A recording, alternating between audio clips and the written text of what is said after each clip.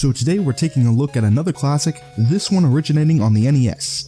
It's gonna be interesting taking a look at this series. Not just because the fan base is quite big, but it's developed by the same company that develops one of my favorite series, Monster Hunter. I'm quite interested to see what Megaman has to offer. What the fuck is that? Is that the box art? Well, I just found my new nightmares for the week.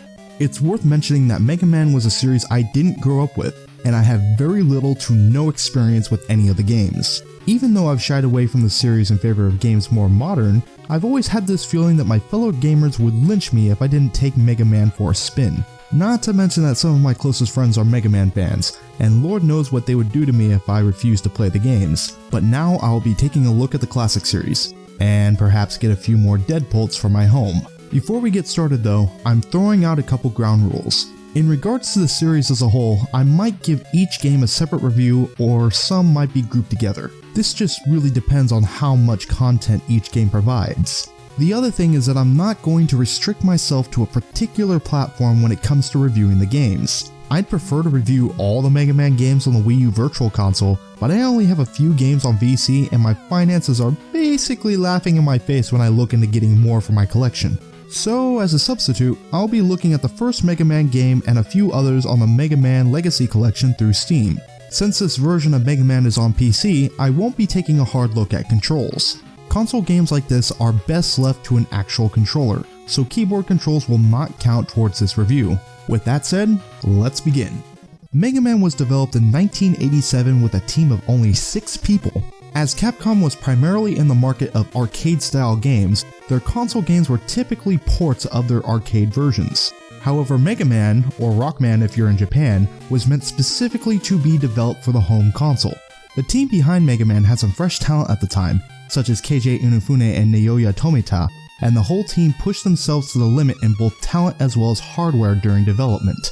Examples include animation elements like Mega Man's arm switching to a cannon when firing, the details in the background environments, and even early animations for crouching for gameplay, though the last of these was scrapped for the sake of making the game more challenging. But we'll get into that later. So what is the story of Mega Man, you ask? Well, the story is a little different depending on whether or not you're from Japan. In the Japanese story, the world is at peace and robots are commonplace thanks to the brilliance of one Dr. Light. This peace doesn't last, obviously, as Dr. Light's robots start causing havoc thanks to his rival, Dr. Wily, reprogramming and hijacking the machines to take over the world. During the chaos, one of Dr. Light's helper robots named Rock offers to be converted into a fighting robot to slap the shit out of Dr. Wily and the hijacked robots. And thus Mega Man was born. Or if you're using the Western release, Mega Man was co-created by Dr. Light and Dr. Wily, with the latter being the assistant. As time went on, Dr. Wily became resentful of Dr. Light and eventually reprogrammed and hijacked his robots, leaving Mega Man behind with Light. Either way though, we're still beating the shit out of an old guy with a mustache that makes him look like a German porn star. As we start the game, we are taken to a select screen where we have a choice of taking on any one of the 6 robot masters. You can choose to start with either Cutman, Gutsman, Iceman, Bobman, Fireman, or Electman. These sound like pretty dangerous robots, and it makes me wonder what the hell Dr. Light was doing with them. During the time this game was released, many games were very linear about progression, so having the option to choose your own way to complete levels was a very big deal. As you enter into a stage, you'll find yourself in a platforming level that you must plow through before getting to the Robot Master at the end. Easier said than done, as Mega Man really doesn't have a wide variety of abilities when starting out. There's a reason why his nickname is the Jump and Shoot Man. Mega Man can basically shoot a weapon in a single direction and jump. That's it. Remember that bit about the ability to crouch that was scrapped? Well, that would have been a very good thing to keep in, because this game is pretty fucking hard. Mega Man can take some abuse, but he's still a bit of a whopping big target, particularly to enemies that are more maneuverable or can fire in multiple directions. Mega Man also appears to be packing both a lot of weight and ice blocks attached to his feet, because he doesn't come to a dead stop, and if he falls, he shoots downward like he was fired out of a cannon. Seriously, did you see how fucking fast he fell? This makes platforming really difficult in of itself, but then you have infinitely respawning enemies, spikes that will instantly kill Mega Man, and knockback that will ensure that you fall to your death. Fuck! God damn it! The game does offer you health and point orbs for your meaningless score at the top of the screen, but it's not uncommon for you to reach a robot master at critical health. The good thing is that the game does have checkpoints in case of death, but only 3 lives, so make each one count. Otherwise, you're restarting the stage if you get a game over.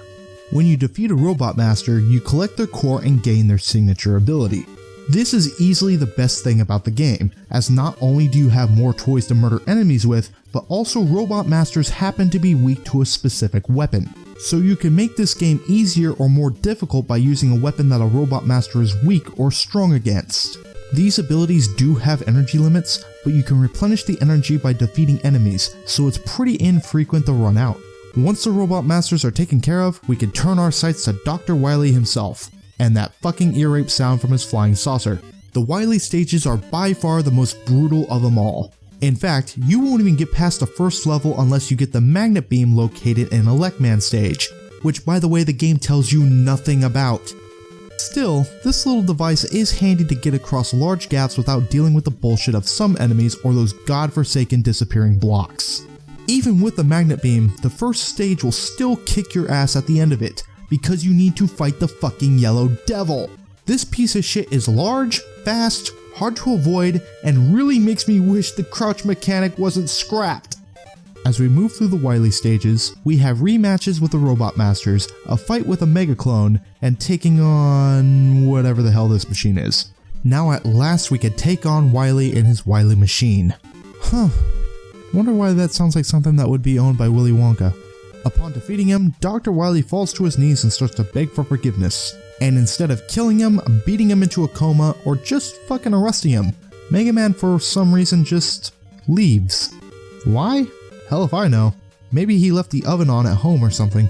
All I know is that Wily is still free to cause more havoc. Damn it, anticlimactic story aside, this is still a fairly impressive game made by such a small team of developers. I do wish that crouch mechanic wasn't scrapped, as it would have made some of the levels less of a pain to handle. Or hell, even some specific enemies, like the Big Eye, which would have been much easier to avoid if we could just, well, duck.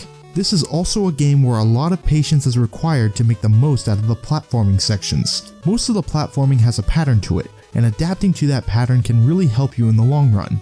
In the case of the footholder enemies, however, the hitboxes may just fuck you over.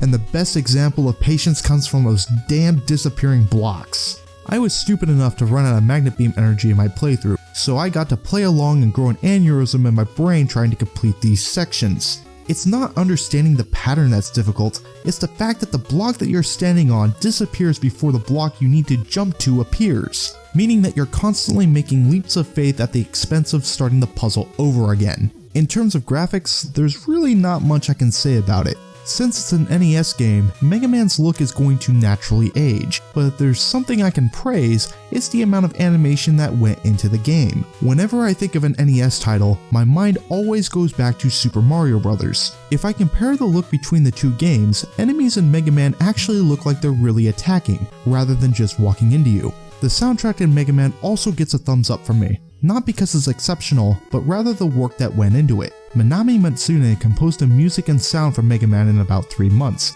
and she had some serious creative limits when scoring the music. She only had 3 notes that were available at any one time, so when she was unable to write songs, she worked on the sound effects. The result is something that honestly reminds me of music from the Sega Genesis, but that just makes it catchier to me. Here comes the hard part.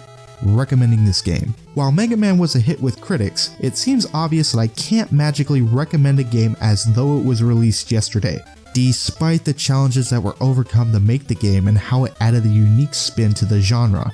My main issue with the game is really the scale of difficulty one needs to endure. Not to mention that Mega Man's gameplay limitations are something that only adds emphasis to the difficulty. Considering that I've played 1 or 2 games of the series before this out of curiosity, I can say with certainty that Mega Man 1 isn't a game that you should start out with.